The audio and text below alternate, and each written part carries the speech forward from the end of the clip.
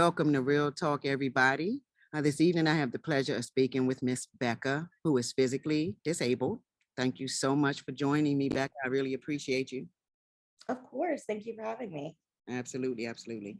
I want to tell you first, before I even start, that I think that you're a very strong woman to come forward and share your life with us, to let people know that just because someone has a physical disability, first of all, I learned this from someone else recently. Physical disability does not mean inability. Right. Second of all, it does not mean that someone has a mental issue. She has a physical disability. Everything about her is just like us. So we Right. stop judging people and get to learn people and know them for who they are. So, yeah, Right. And that's a lesson that we can take across all aspects of life, of not judging a book by its cover. Having a disability is something that any human at any point in time can become a part of. Whether that's a car accident, whether that's a heart attack, whether it's cancer. There's at any point in someone's life, you have the capability, whether it's temporary or permanent, to have some type of disability. So to other yourself and think of people with disabilities as something so foreign and something so obscure that you can't understand is actually, I'll go ahead and say it. That's what ignorant. I was waiting for that word. I knew that's You saw it on the tip of my tongue.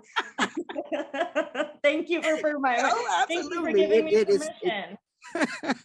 But it's, the lesson of not judging a book by its cover goes across, age, race, ability, size. You never know what is going on behind this skin suit that we walk in. It's so true. I like the way you said that.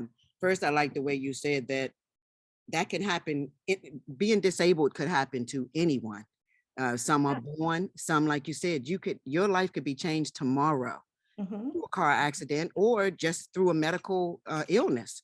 So I think, like you said, it's best that we just stop judging people across the spectrum and get to Right. know a person for who they are individually. And that's how I try to live my life.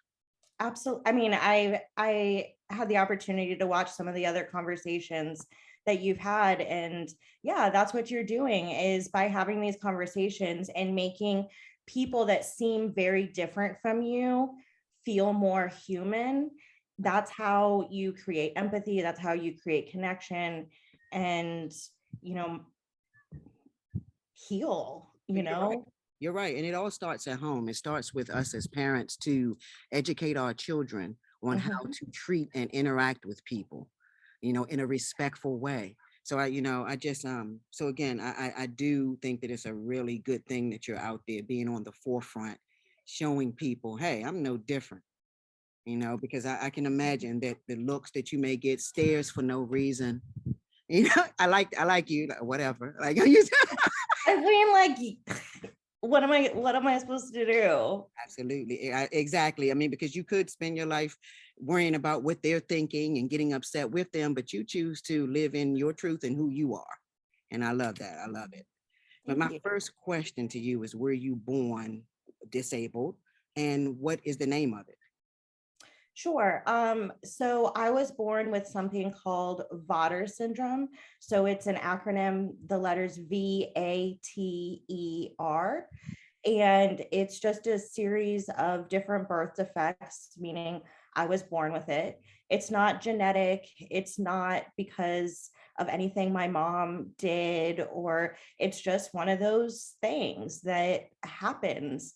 Mm. Um, Creating a human is such a miracle that sometimes things go wrong. And so I was born with what most visibly is seen as severe scoliosis. So my spine has actually an S curve. Okay. I also have spina bifida, so that impacts my spinal cord and the nerve endings going to some of my organs.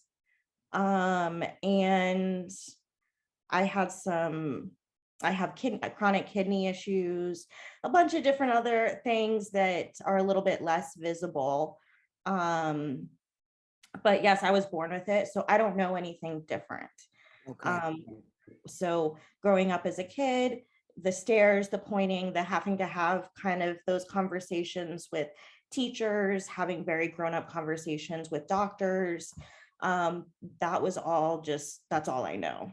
Right. Exactly. Exactly. And so what did your mother find out? I know, of course, you were there, but inside of her, did she know before you were born? Like, did she have a decision to say, okay, I got to make a choice of whether I want to, unfortunately, and I'm glad she didn't Mhm. abort, or am I going to keep my child and we're just going to make it do what it does when she's here?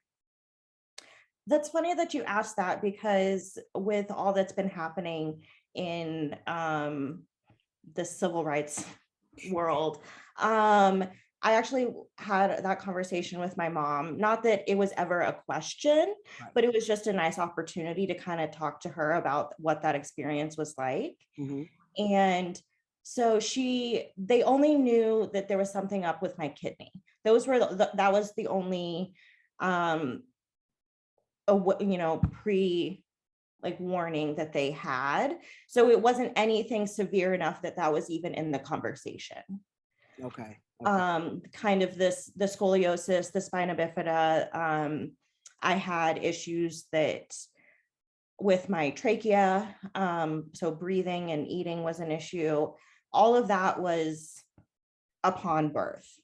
So that first 24, 48 hours for mom and dad were quite traumatic. Of course. Of course.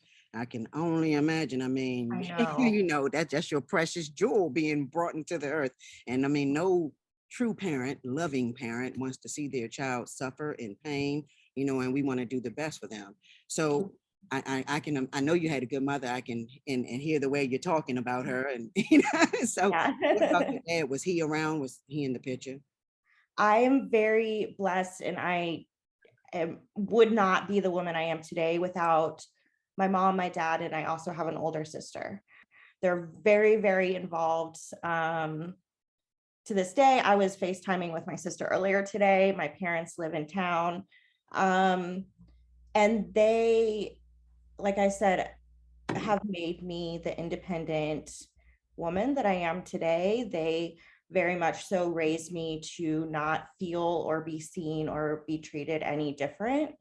Um, I would take dance classes with my sister. I would play on the playground with my back brace on and like make everyone nervous. Like I was very much so just this gung ho kid that um luckily my parents allowed me to be. That's good. I think that's good because I mean, and even if I feel like even if they tried to stop you, you weren't going to have it. You know, I watch you Yeah. online and I'm like, no, she, nothing was going to hold her back anyway. Like, But I do have that. Yeah, I do have a little bit of that in me still see it. at 33 for sure. So how was it going to school? Now I know your parents already prepared you by making you know that you're loved, and I think that that's a very important thing. When we're set free into the world, of course, we can't be with our children every day, all day, but to know that you're loved and cared for helps when you all when our children step out the door. So how was it when you were going to school and being faced with kids can be cruel? So how was that? Yeah. Um I I want to say just as hard as it was for anyone else, there's Good. just certain ages, it sucks to be a middle schooler. So It true. sucks to be a fourth grader. People are Right. mean, you Right. know? And so I don't really want to make my experience any more exceptional than others. I Mhm. think that kind of fierce tenacity of just wanting to be like in it and I was the straight A student, after school activities, sports. And I think that kind of kept these like blinders on for me a little bit. Okay. And maybe I was seeing the teasing, and like I said, middle school sucked for everyone. I Right. was both the bully and getting bullied. It's a weird time to be a kid. Yeah, that's And um, I I think looking back as now an adult, a lot of what I was doing was running away from my disability and acting like it wasn't there, and pretending like those points and stares weren't there, pretending like I would have surgeries over winter break and then just like come back and right back into classes and right back into sports, and just this like really narrow focused mind of just keeping everything together. That I think in hindsight, yes, it did do me really well getting me to the places that I've been able to get to. But I also think that there's a little bit of space that I wasn't able to give myself the recognition of how hard things were. Yeah, yeah. I apologize for that. No, you're fine. You're fine. And what about like friends? How was it growing up with friends? Did you have friends that were good to you and treated you just like they would treat everybody else, not seeing you, we gotta help Bekah, we gotta do this. Nobody treated you like that, right? Oh, I mean, yes, there was always, people that would treat me different, but I am very blessed that along with my family, I have a handful of friends that, yes, have always treated me the same, given me a hard time, all of the good friend things. And I've had friends since I was a kid. And then I really, as many do, blossomed in college and found some really, really incredible people that I felt understood me and supported me and saw me. Right. I like that. They saw you. And I Mhm, think that's my whole point in everything, is to see the individual just for who they are. What mhm, about dating? Like as far as children, I know you said that it was not genetic, but mhm, I mean, anything, there's a chance, anything can mhm, happen. Like you said, birth is an amazing thing. Um, but as far as you having children with some of the ailments that you have gone through and the disability you do have, is mhm. there a chance, not like I don't want to use the word normal, that's crazy, but other I than someone appreciate else, right? I Other appreciate than- that censorship. you know what I mean? You know what I I mean? do. No, I do. So that also is a conversation that I've had to really have with myself in the recent turn of kind of political events. Mhm. That if you're willing and able for me to, if you're open to me talking I about sure that am. on this I platform, sure am. that people with disabilities and taking the rights to Very. terminating pregnancy is a really, really big deal. And it hits me very personally because I am a woman with a uterus and, well, only one ovary, but that's beside the point. Um, You can I do have the it. capability of getting pregnant. Uh, I menstruate. I have the ability of becoming pregnant. But with my scoliosis, with my pelvic deformities, I also have endometriosis. I have severe scar tissue from the dozens of abdominal surgeries I've had over the years. I have this hernial mesh that keeps everything, it's a mess in there. And I'm like, this is not a mess up here. belly, that it isn't a very healthy place to grow a human to term. And it would likely be very dangerous for both the baby and myself. Okay. So, and to the point, if I didn't have the capability, let's say I do get pregnant, because I do have the right to have sex with my partners, um, that let's say I do get pregnant and I come to a doctor, and because of laws, because of restrictions, because of this, because of, fear of being sued, whatever it is, they're unable to give me the medical care that I Right. deserve. It could be deadly to me and I could die. That's something to really think about. That's, of course I wouldn't think about that, but hearing Yeah. you say that makes a lot of sense, especially like you said, with what's going on now in the political realm. So and that, that could be a whole other podcast on its own. So I appreciate the opportunity for me to make that point, because I do think it is very important for people to consider people with disabilities in that conversation. You're absolutely right. And I mean, that is a big point. Like I said, something that wouldn't even have dawned on me until you just spoke about that. But it's very important. And I think it's something that most certainly needs to be talked about. I mean, so long answer short, I most likely will not be having biological children. Whether I choose to adopt or otherwise, that'll be a decision for my partner and I in the future to make. But physically carrying a baby to term, I don't think is in the cards for me. Wow. Okay. And so, I mean, but the good thing is I'm not going through it, so I can assume that you've come to grips with it. You've processed it, maybe, and your facial expression. Yeah. I mean, yes and no. I think that's something that a lot of women for their whole life struggle with, of this pressure, this societal pressure to have children, our own biological pressures to procreate, and it's so many things that, I mean, women, just us as women alone, have to constantly keep on the forefront and constantly think about. So I definitely understand what you're saying. And that's just one more of the many things. Right. Yeah. So when did you decide to take yourself and put you out there for the world to see in all of your glory? Because I absolutely love your dances. I watch you constantly. Are you talking about me shaking my butt for the internet? Oh yeah, you're shaking your butt for the internet. Yeah. Who, me? Your twists and turns on the internet. Well, I am a millennial. I've kind of grown up with social media.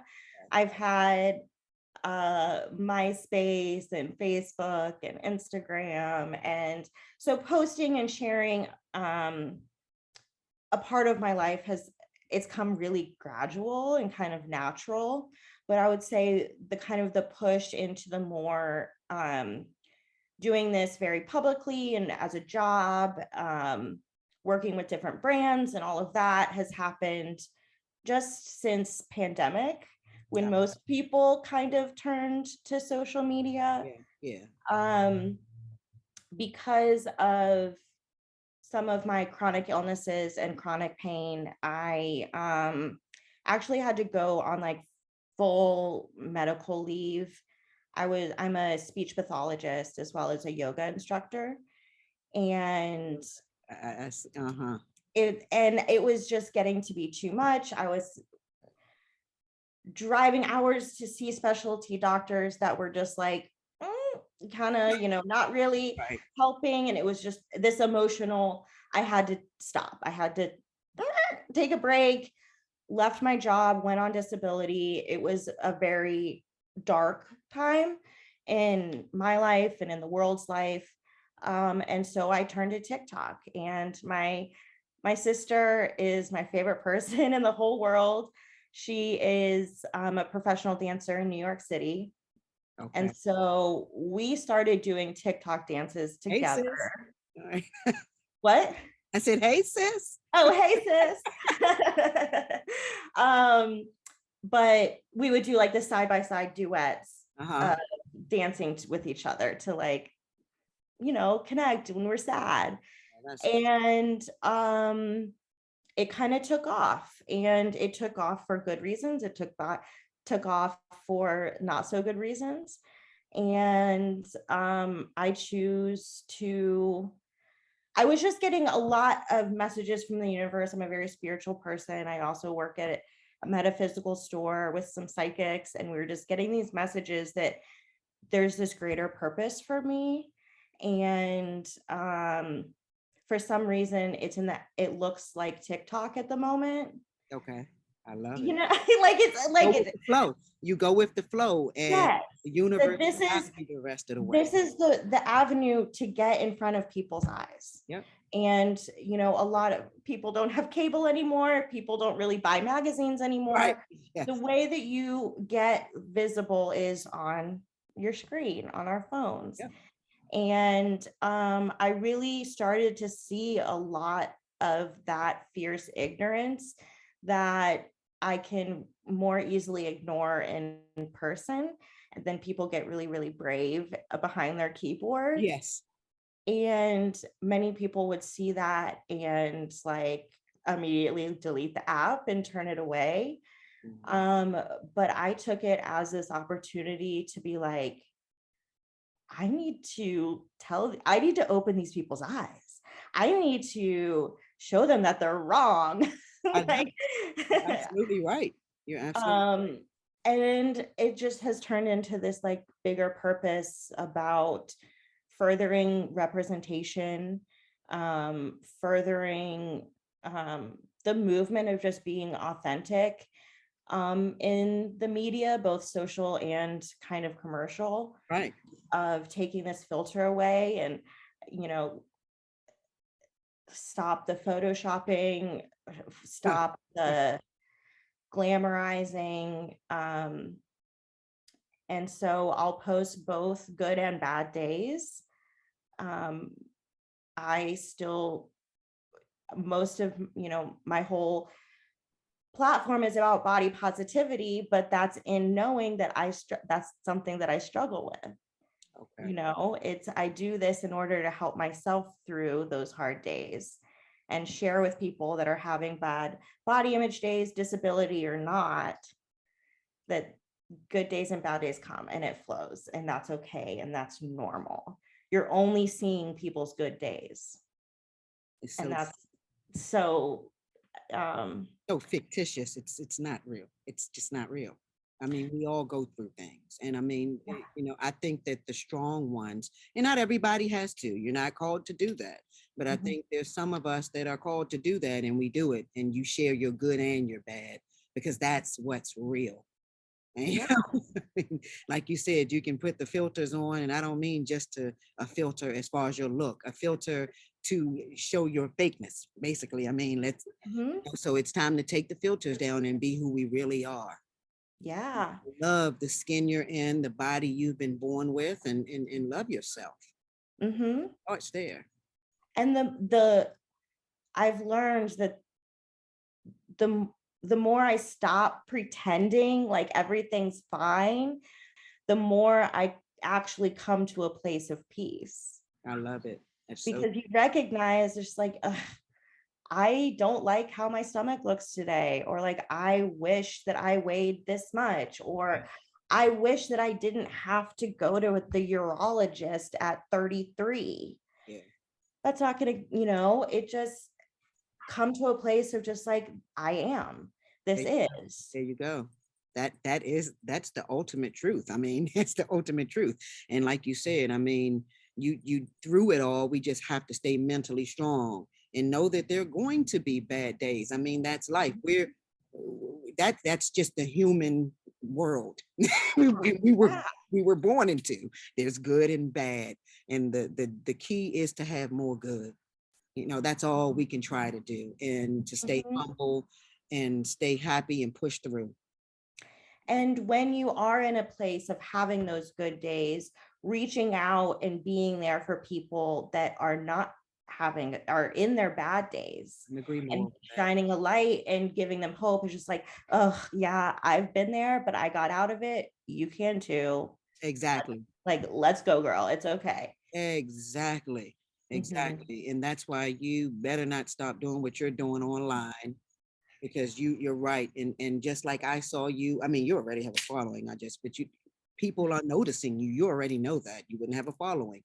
But I love the message that you're spreading, and anybody that's spreading positivity, I'm down for it. And that's why I invited you, because I mean, I'm strategic with who I ask. You know, it's my platform and I choose to ask who I want. So, you know, Yeah. so were you always, I know your parents instilled love in you, and you belong, and you know, but where did your confidence come from? When did you become this big ball of confidence that you are now, even through your struggles? Hmm, I don't, I don't know. Have you been a confident woman? Well, thank you. I appreciate that. I think that it is having, um, growing up having such a strong foundation, Mhm. whether that is, my family, my friends, um, when things did inevitably fall apart as they do, I still had people there picking me up. And when that happens, you build trust Mhm. that it's going to be okay if you do, s- you know, take a step out of the box. Yeah. That I think, um, I'm lucky enough to have had that like strong foundation that I trust myself to take these risks. Mhm. Um, but it's also something that I think adversity naturally, um, provides. Yeah. Yeah. I do. That unfortunately things like oppression and adversity, um, can, not always, but can facilitate, um, empowerment and you finding your voice Mhm. and you having the confidence in yourself because you've had to. Yep. Um, some of the strongest and the people that I look up to the most, Mhm. are either like African American women or gay men.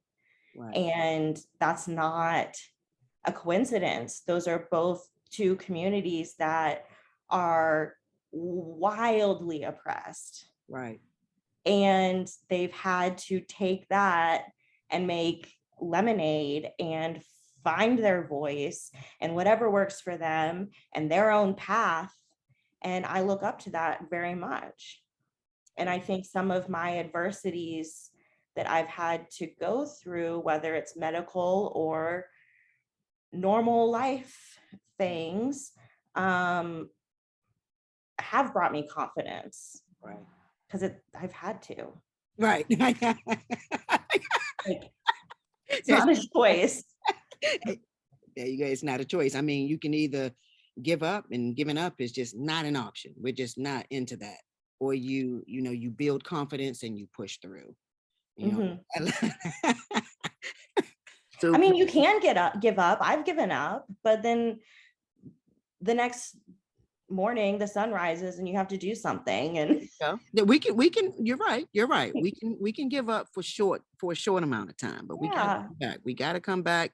And like you said, having people in our corner that we trust, that we yes. know are really there for us. People can act like they don't need anyone, but it feels good to have love. I mean, we all need to be loved, and we Mhm. all deserve to have love, and having that can help build confidence as well, like you said. So I do agree with Absolutely. you on that. Now, tell everybody where they can follow you, what you have going on. Y'all better follow her. We're gonna support her. All right. All right. All right.